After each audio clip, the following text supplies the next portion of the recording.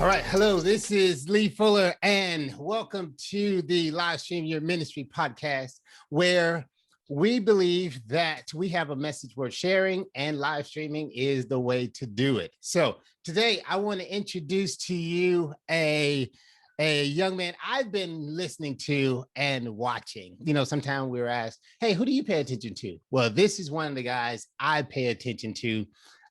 So I had to make sure I got him on and share his, so he can share his wisdom and information with us. We have Mr. AJ. How are you doing, sir?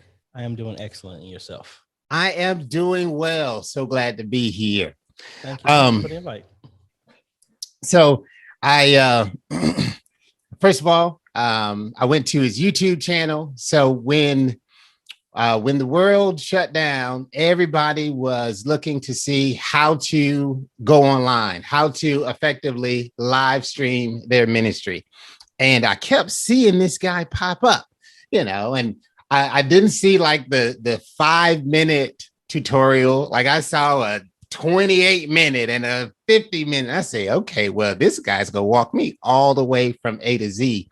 And that's what I think he's been able to do to help so many churches really get up and get going. So on today's episode, I wanted to kind of pick your brain a little bit just about some of the transition you're seeing in church ministry and just what churches can do to adjust, right? So first question I want to ask you is, you know, how long have you been in media ministry?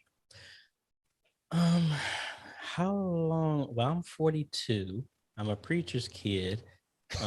So I would consider being a part of media ministry when I was old enough to reach up and turn on the sound system. So I would say 6. Okay. So you know, we have a similar story. My dad was a volunteer for media ministry. So he was like, hey, come up to the balcony and sit right there. Right. So I officially became a part of the media ministry as well. So kindred spirits. I understand, brother. I understand. Yep. I was looking at, I picked up a copy of your book, the modern media ministry made easy. And I was like, listen, I'm trying to simplify as much as possible. So this is right up my alley. And you mentioned that you were a musician. Yes. Tell me about that. My whole family is musical. I have been, my dad played. He was actually a minister of music before he accepted the calling to being a pastor. My mom sings.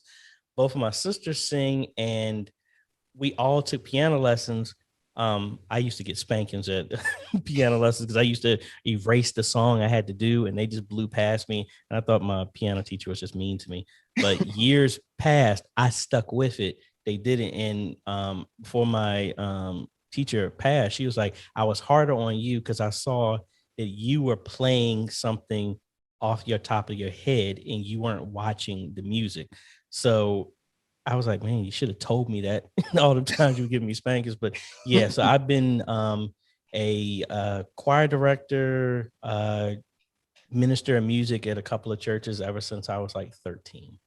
Oh, wow. Okay. So you understand the whole spectrum of media ministry, right?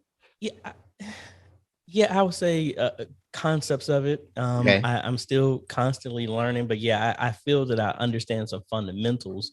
But yeah, I would say so. I don't want to ever come off like AJ just knows everything. No. Right. No. Well, let me clarify a little bit. What I mean is, so I'm not a singer. So I, you know, in the mornings I pray, dear Lord, you know, if you want to give me the voice, I'm open. Right. Mm-hmm. So I've always been either behind a camera or behind the board.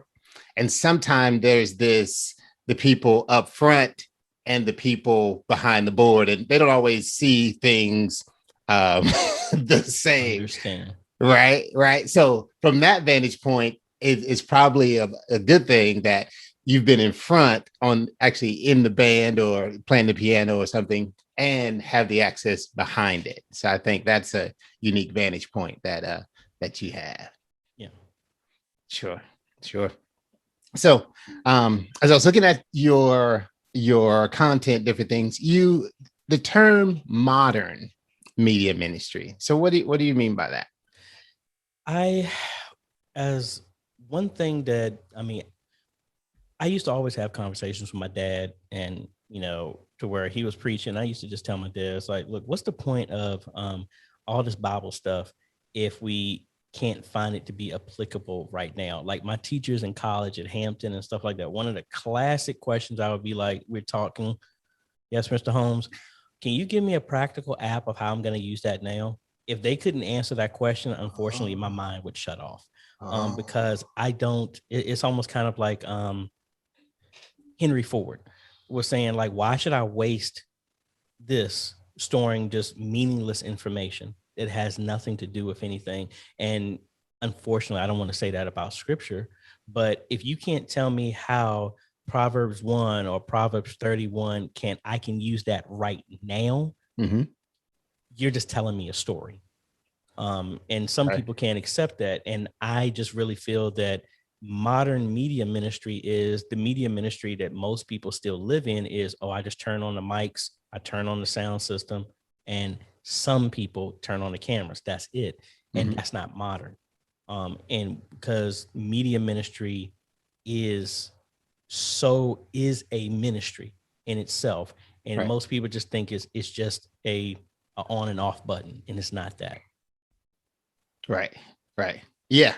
So I lead a team of at our local church, and we have to constantly show or reiterate that this is ministry, right? This is an important part of ministry. We had a training, and I talked about how the priests, there were different jobs, right? And I can't remember which one, the Mariah or the Kohathites, one of them, but their job was to light the lampstands and, set up and take down. So I said, hey, pastor's doing his high priest stuff, right? But we're the one, because when they talked about the lampstand, I was like, so see the lights controller right there? We're doing that job, right? Yep. We all have a job to play. And but getting them to understand that it's ministry. So when I ask you to be here early to make sure things are in place, I'm pretty sure the pastor during the week is preparing his sermon, right? It's important that we prepare ourselves for the ministry so that we don't have a distraction. One of the guys I listened to on YouTube, he talks about a distraction-free service, so we try to make sure there's not distraction. So that ministry is important. And I like how you put that, because it is ministry. And the 21st century, or now, I guess this drives me to my next point. COVID happened, is happening, real deal, real thing, right? So this concept of modern, I think, is taking on an evolution, So what are your thoughts on how do you see post-pandemic, right? Media ministry looking in the local church? I see it the way I feel we should have been 10 years ago. Meaning that, and I say this as well in the nicest way possible, that a lot of people do media ministry as a Band-Aid for a broken leg. We can't meet.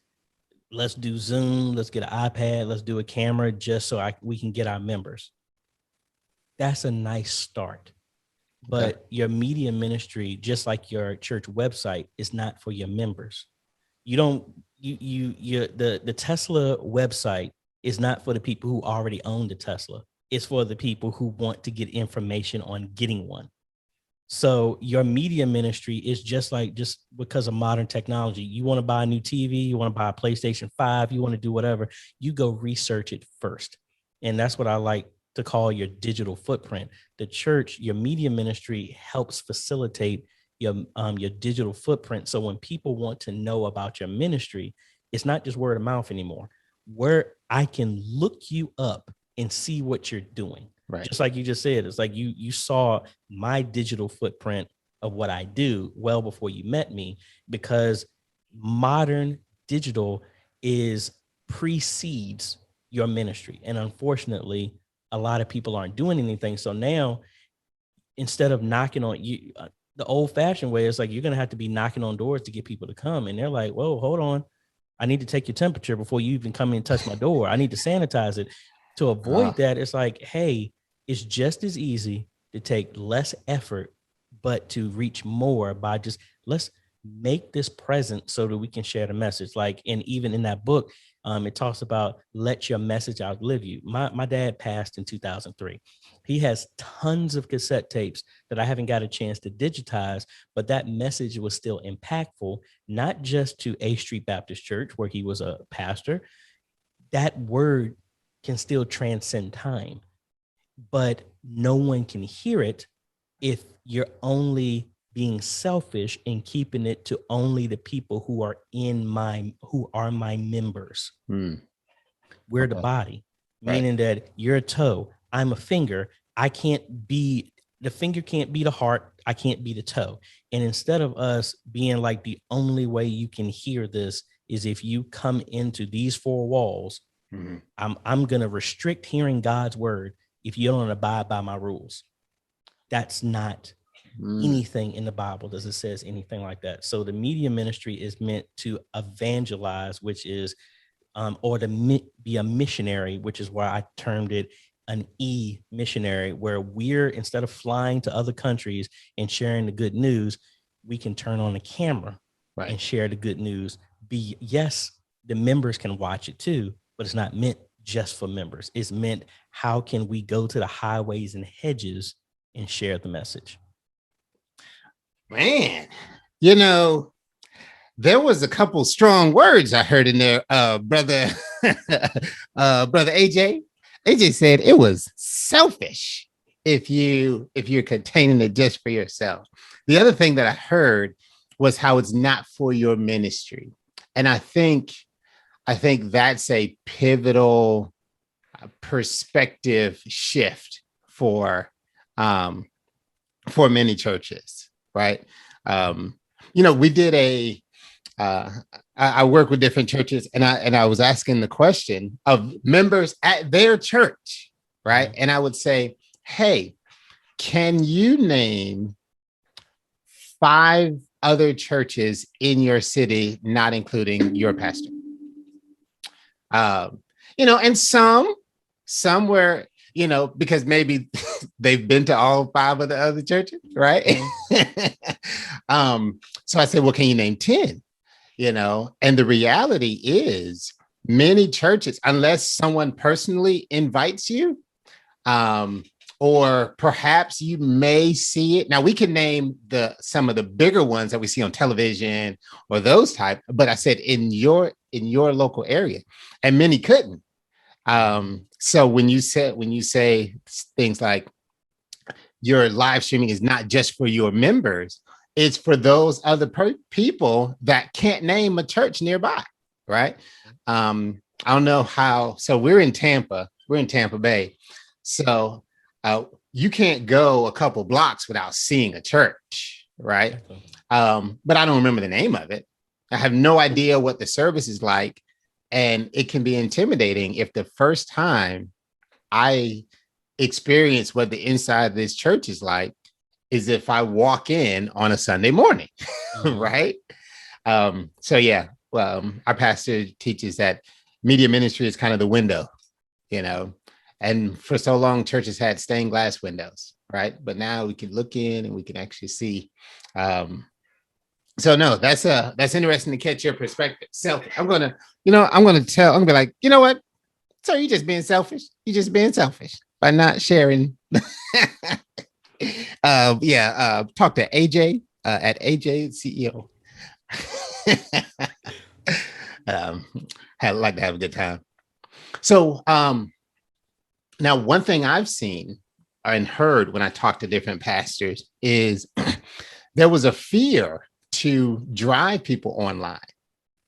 Have you experienced that? Have you heard of pastors say, that they were afraid to well, before COVID. Right now, it's, hey, the internet's of Jesus. But before COVID, there was a fear. Did you experience any of that from talking to different people? Yes, all the time. Okay. And I have to make sure I define this because people have taken the word out of context. Okay. It's ignorance. Ignorance is just a lack of knowledge. Okay. Me personally, I call stupidity is when people accept ignorance as fact. That's the difference. Meaning that, hey, everybody is ignorant just in different subjects because we don't know everything. I say the main thing is, and I've been in church long enough that I remember the TV was called the One-Eyed Devil. I remember being somewhere where I wasn't allowed to bring a keyboard in because you can only play the piano and organ. The devil comes through electricity. That's why you can't use that keyboard. I've been around long enough to hear that. Wow. And it's literally, and I talk about it in the book, and I can't remember all of them, but the summation of it really is this is not of God. They're falling away. We need to stay true to the living God. It's not about God's business, but at the same time, the leader who's saying that is behind the scenes trying to understand it is because they don't understand it and they feel it's going to be out of their control. Okay. Then once they get an understanding, look at what God has given us and blessed us with. Right. And it's a lack of fear and understanding because I've been around churches, especially Black churches, but I mean, just thankfully this has opened up to deal with so many other churches and we are more in common than we would want to say. We like to categorize ourselves. I've dealt with churches from Japan all the way around the globe, and we all have the exact same issues. The interesting thing is we've been to a point where a lot of times the head, and you actually started this off in your comment, it used to be that the pastor needs to be able to do everything. He needs to be a jack of all trades. He needs to be able to do this. And unfortunately, we're getting into technical aspects that are just sometimes over people's heads. So the easiest thing to say is God doesn't want this to happen, even though it says every good and perfect gift comes from above. It comes from God. If it wasn't good, it would have never been present in the first place. So honestly, that first book was really just meant to say, if you don't want to do technology, just say you don't. Stop saying God doesn't want you to do, because that's not true. Okay. That's really all it is. But I mean, that's, and I probably have lost the comment question going off of that. But I mean, that's what I really think it really is. It's just that it's been fear of, I have to depend on other people to do this. Even if the pastor has the skill set, it's kind of hard to preach and then have a switcher right in front of you and adjust the camera and get the right angle, make sure consistently that the upload speed is not buffering, and you can't do it by yourself anymore. Right. Yeah. And you bring up, man, I can definitely tell you have been around for a while, because in someone that's also been in and around media ministry and or technology, right? There's a guy, Joe Polish, he's a business guy, but he says, usually if you're not up on something, you're down on it, right? So, hey, rather than explore it and be vulnerable, hey, I don't know what to do, it's easier to say, hey, we're not going to do that. Yeah, but blah, blah, blah, blah. So yeah, I definitely think some of the fear is that. Let me ask you this question about the fear that some pastors may experience. So, well, let me approach it this way. On a Sunday morning, right? Have you ever watched various other streams outside of the local church that you attend or work with? Yes. Right. So when you do that, you see different quality levels of streaming. And I've had some pastors said they were afraid to push people to watch services online or check me out online, because if they did go looking online, they would see some that maybe a better quality, not necessarily a better message, right? Hey, I'm still preaching the word, the gospel, right? But they have some may have a better understanding of streaming and technology. So they were afraid to send people to their stream or post it on Facebook, etc. What do you say to those pastors? I have two thoughts on that. It's kind of what I try and teach this whole e-missionary movement of the people we have on our Facebook group, is that we've spent too many times competing with each other. If I can help you and push you as a member to go somewhere else, and you get fed and you hear the message of Jesus Christ and you get your soul saved and stuff like that, then we've all won. If your concern is how many more people can I have, how many more butts can I have in my seat, now you're in a competition. Christians are meant to complement, not to compete with each other. And that's the first thing I would say. Secondly, that's a good thing, because it shows just how much more creativity and how further you can go. Like just recently on our Facebook group, I normally, I always say that you can't, if you try to post a live stream in our Facebook group, you'll get kicked out because it's not meant for spam. We're trying to train media ministries, but every 3 weeks, I do a thread to say, share your live stream for inspiration from each other, not to make you feel bad. Because at first people were feeling bad, but then you start seeing people like, wait a minute, they're live streaming with just a phone this 1 week. Oh, this person has 7 cameras. But then that other person got inspiration from somebody else, and then they were able to move higher. And That's now, good. You know what?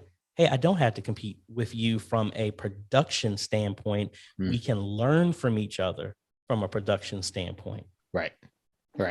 No, that's good. That's very good. I'm from the business world. And in the business world, you wanted to know what's in the marketplace so that you can see your deficiencies, or, hey, here's something we should work on. Right. So it was an opportunity. It used to be people pay big money for research on what the market is doing. Right. Yeah. And now, turn on Facebook and YouTube and you can kind of see. But in the church, you make the good point about how it's not competition, because there's the body of Christ, right? Yep. The church, there's the body of Christ. And if, I think some churches could use that wake up call to say, maybe I don't want to say gotten lazy, but I have gotten complacent, right? So Bob talks about spurring one another to good works. So no, I am really enjoying talking to you. Number one, I'm kind of, I don't want to say fanboy, but I see you, I look at your vlogs, I look at your builds, I look at your, tutorials, and I'm like, I'm talking to her like right now. So excuse me if I'm staring at the camera. I'm not weird. I promise. I'm not weird. I'm honored, to be quite honest. It's like this whole thing. The funny thing about it is like, from outside of a media ministry thing is, and I share this story a lot, that I've been doing music for a long, long time. And I remember around 1:30 in the morning, God woke me up. It's been very few times where I can clearly hear God tell me something. He woke me up at 1:30 and said, I want you to quit music and I want you to teach my people media. Wow. And I'm like, man, I must have ate some bad sushi or something. And I just kept like, whatever. And surprising for most people, this was 3 years before COVID. So I was already a part of the media ministry, but he was like, I want you to leave something you've been doing for 30 years, almost 30 years, and just focus on this. And everybody at my church thought I was crazy. Other people I talked about it. And one of my friends said, AJ, my friend Kyle, he was like, AJ, I know you. You don't have an issue of following it. You just need to have reassurance that that's what God wants you to do. And when I prayed for that, and then I got it again, I said, all right, if I feel this is you, this is the direction I'm going to go. And to this day, from a business standpoint, I've never advertised ever. And just I was doing videos. One of my top videos, how to live stream with OBS. I made that 2 years before COVID even happened. And then I had like 2 or 100 people watching it. Yeah. It took me a year to get to 100 subscribers. And then it took another year to get to 1,000. And then within 3 months, I went from 1,000 to 15,000. And then it just went from there. And I'm like, God, I literally was just doing this just to make videos for my media ministry so that I didn't have to repeat myself. And I never thought it was going to be at this place at all. Wow. Wow. So to those that are listening, when God shows you something, you know, God knows more than we do. So when we listen, he can provide. He can make a way out of no way, like the old preachers used to say. Won't he do it? Okay. Yeah. I mean, the only thing I took from that is one scripture that I always heard. It was like, he can do exceedingly and abundantly above everything that you can ask or think, which the revelation I got on that, meaning that the onus is on us, meaning that how much can you push your imagination to? Because then he can do exceedingly and abundantly above that. Super. That's good. That's good. All right. Okay, AJ. Couple questions. Also about okay. Sometimes I see where those getting started or trying to live stream their ministry or show, they start off by essentially putting a camera, right? And broadcasting service, whatever they were doing now, they just put a camera in front of it so that the world can see it now, right? Do you recommend, or when you're consulting people, etc., do you ever recommend adjusting a person's in-person experience so that the online experience is a little different and or better, or do we just mirror what's existing? I think mirroring is a good start for the people who this is new and they're hesitant about stepping out.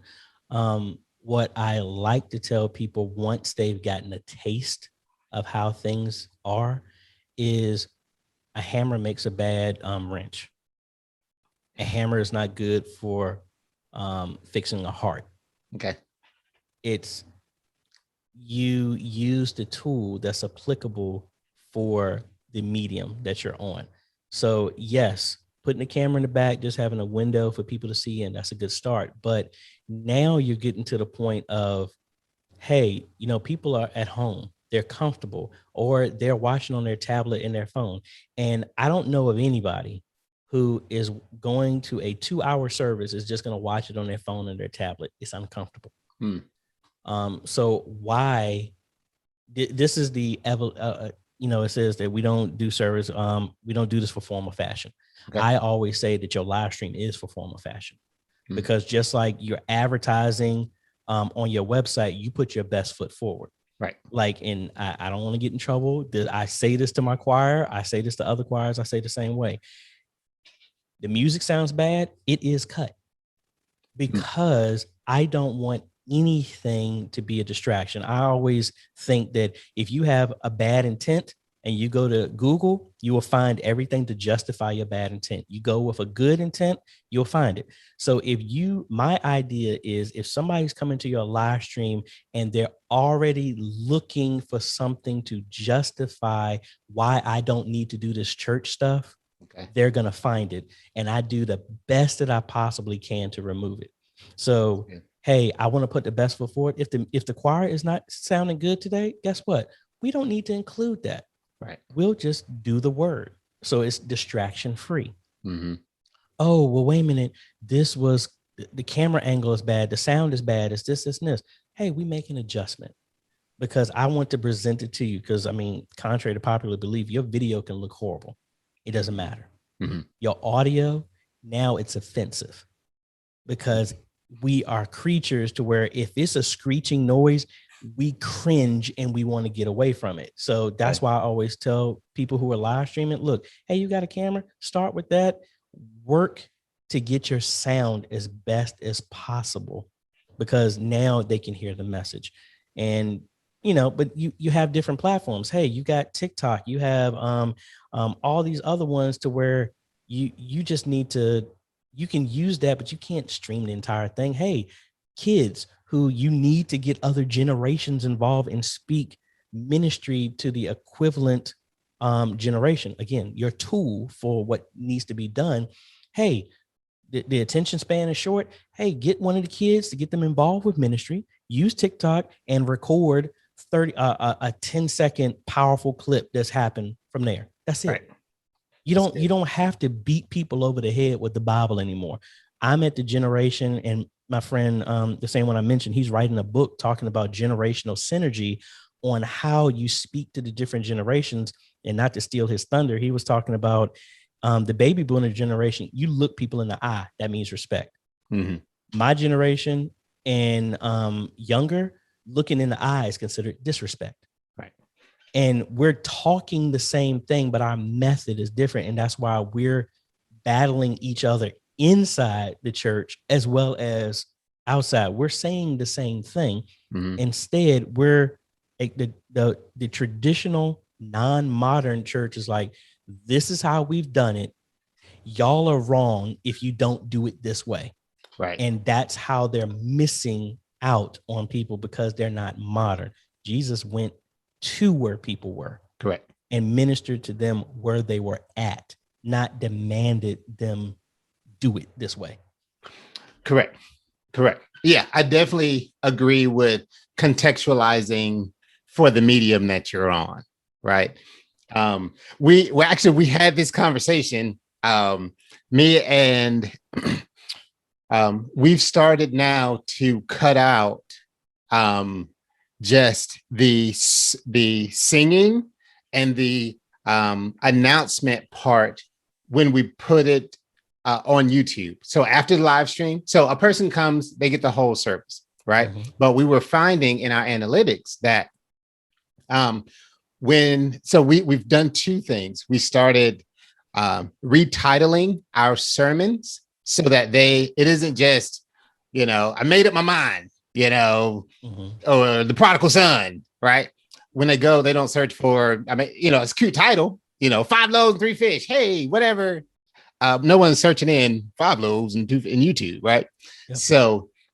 So we've changed how we title things. And also, when I find what I search for, can I get to the topic, right? Mm-hmm. Not the whole welcome everybody and blah, blah, blah. So we've started doing a little bit more contextualizing, okay, better keywords, and go right into the message, because the message is what's going to answer the question that they typed in to YouTube, for instance, right? Absolutely. So no, it's very, very smart. And I'm glad someone agrees, right? I've been telling people, listen, don't put the whole thing, just contextualize it. So let me ask you, you kind of hinted toward it, but for the listeners that are trying to live stream their ministry, what are the 2 to 3 things you got to get right? Right. Hey, if you're streaming, here 2 to 3 things, the rest of the stuff you can work on, but you really got to kind of nail these 2 or 3 things. Sound. Okay. Needs to be as clear as possible. Get whoever's preaching to address the house as well as the people who are watching. Don't let the people who are watching feel like second-rate citizens. If you take a second to say, like, hey, how did you feel about this? And how did you feel like this? But those online, did you think, acknowledge them. Right. Because it's just like your online congregation is like the overflow in the other part of the building because they can't fit in. That's really all it is. I remember. And you need to address them. Yeah. Those are the first 2 things I would say. And then also co-sign the medium that you're on. meaning that it does so much. The media ministry can do everything possible. But if you don't have leadership say any type of co-signing to what's being done, you're moving one step forward and two steps back. They don't have to understand it. Mhm. They just need to be like, you know what? Hey, just simple as, hey, good morning, everybody. And those who are able to join us online, thank you for joining us. Something as simple as that. Hey, we appreciate that God has given us a way for us to communicate with you if you're not able to physically join here.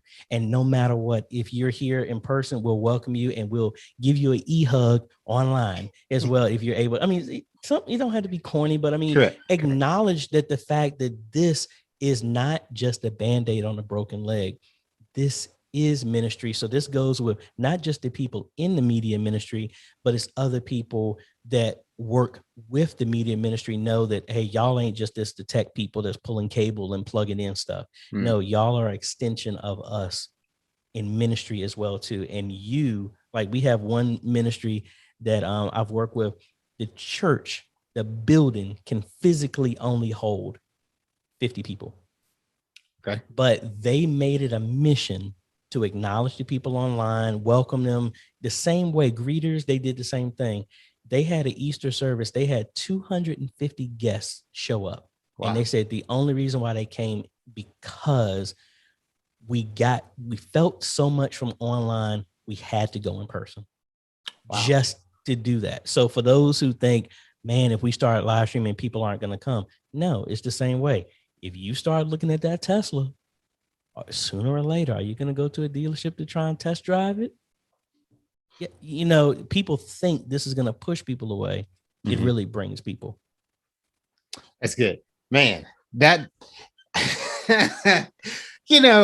sometimes you ask a question and you think you know where a person's going to go, right? So you went left on me, and I appreciate it. I appreciate it because it shows the different perspectives in the ministry. It just shows a different perspective in the impact you're having and your voice, and then the impact that we're having with our voice. So it's man, I don't know about you. You might just be like, hey, this is, hey, I got 20 today. Come on, Lee, let's do this. But I am geeking out. But anyway, let's see. Okay, I'm looking at the clock. So so how can we find out more about you and kind of connect with you? And then I'm going to close with another question. You can find me everywhere at AJ the CEO, AJAY the CEO, no space. I'm on YouTube. We have Facebook group. You can look at ajhomes.com, AJtheCeo.com. I try the same stuff that I do with my presence is what I try and teach ministries to do. So if I'm telling people like you need to have a home base, base is ajhomes.com. Everything that I do on social media is there. And it branches off, but I still leverage everything else, and that's where you can find me. Like I said, I'm not a big TikToker just because I do long form content, okay. And I tried to do the short stuff, but that's just not me. I know my strengths. When okay. I bring on some more team that can handle that, I've secured my name, the brand on each platform. So sure. You don't have to look for AJ the CEO _2 here and stuff like that. But yeah, you can find me everywhere at AJ the CEO. Okay, perfect. And now one last thing for those that are looking to build their media ministry, right? So as I've talked to pastors and different people, I see two kind of schools of thought, right? For building a team. I know some churches have various levels of resources, right? Mm-hmm. So some, they go out and look for people with certain skill sets, right? So at our church, our media guy, our audio person is an audio engineer, right? Mm-hmm. So some are, hey, we're going to go and find a person. This is their skill set, professional audio, etc. And some are kind of the, hey, you know what? Whoever wills, and we'll kind of train them and give them the grace to stumble along the way while they're learning the process, right? So is there a preferred method that you would give pastors that are looking to build this this presence online or start streaming? Hey, go find somebody, or just kind of, give opportunity. I have two approaches to that. The first one I would say is a hybrid of what you said. I would just do both. But in both of them, they have to have a willing and teachable spirit. I have the mindset of it's easier to pull a wet noodle than to push one. Because that's going to be a job. I tell my media ministry all the time. I said, look, everybody has skill sets. If this ain't yours or your season is over, I am not mad if you want to leave. I want to help you find wherever your skill is right now. Like my season was in music, then it became media. Now it's back to doing both. Mm-hmm. Hey, everybody, if I did that, that's everybody else. So I just think that if you got somebody that joins, it's like, look, I'm an audio engineer and y'all got to listen to me right there. That's not a teachable spirit. You might have the skill set, but you're going to be a pain. Okay. And I want to prejudge, but I'm just saying they need to have this teachable spirit. That's one school of thought. Now, for those that don't have anything, mm-hmm. and you don't have the budget to go out, you don't have anybody to volunteer, at that point, I recommend that you catch yourself on fire and then let people come and watch you burn. Meaning that, right, like at my church, there was a lot of concepts, and you talked about it, the vlog. I've been wanting to do a virtual choir for a very long time and really didn't have anything going on. So I had to just, you know what? I'm going to have to learn it, do it myself, mm-hmm. and then give people a proof of concept, because most people, I would hope the body would know it's believing is seeing, not seeing is believing. I don't want to get that deep with everybody, but some people need to see it before they can believe it. So I'm going to be the example and show. And now what I did is I remember in our media ministry, I had a lot of people saying, AJ, well, you're making video announcements. Why don't you make announcements asking for members to join the media ministry? No. Well, we need more people. No. Well, what are you going to do? I'm going to keep doing what I'm doing, which is, if I'm the only one that's going to do it, I'm going to make announcements. I'm going to do YouTube videos. I'm going to do this. And then what happened right before COVID, we had 17 youth from the ages of 12 up to 32 volunteered to join. I didn't ask them anything. Wow. And they were like, why did you want to join? Because I keep seeing you come up on YouTube talking about what you're doing here at this church. I never thought, out of me watching all the other stuff on YouTube, I would ever see Christian-based stuff showing up, and I know the person that's doing it. And it was like, so in other words, I would rather have people volunteer instead of being voluntold. Okay. And that, that made it so much easier, because now if I have to recruit you, it's also my responsibility to keep you in. If you volunteer, said, choose me, pick me, I will come. Mm-hmm. Now the onus is on you. I don't have to do anything. That's good. That's good. Man, man. Okay. Yeah. Sorry. I don't have, if I had a 3-hour podcast, we can get into, streaming funerals, streaming prayer calls, and all kinds of different things. But I do know, I have seen a lot of these applications on your YouTube channel. So I recommend anyone go over, do a search on AJ the CEO on YouTube, quality content, and from a really good dude. Well, this is Lee Fuller, and you've been listening to the Livestream Your Ministry podcast, where we believe you have a message to tell, and live streaming is the way to do it. Thank you for listening, and I will talk to you guys next time. All right. Bye-bye, everybody.